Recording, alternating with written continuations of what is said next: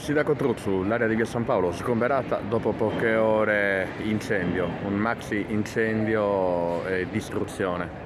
Beh sì, diciamo qualche scemo che speriamo venga presto individuato e stiamo già lavorando con la polizia municipale, ha pensato bene di appiccare un incendio ieri sera.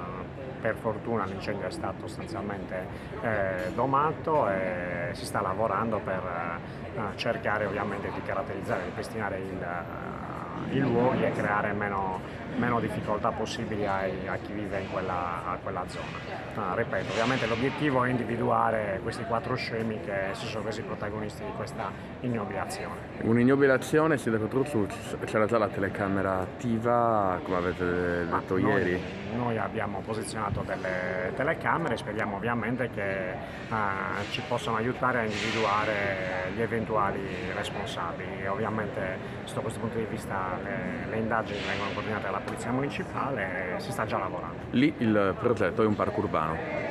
Il progetto è di riqualificare tutta quell'area, di fare la strada, riqualificare tutta la zona con la realizzazione di impianti sportivi, ci sono interventi di riforestazione urbana, si sta realizzando un nuovo ecocentro, quindi c'è la volontà di trasformare una delle zone di ingresso alla città in qualcosa di più decoroso e dignitoso rispetto a quello che è oggi. Tempi?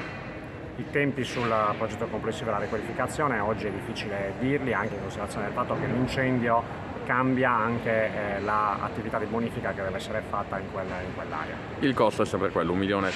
Noi abbiamo adesso 1,3 milioni di risorse disponibili, speriamo che siano sufficienti per poter fare tutto il lavoro di bonifica.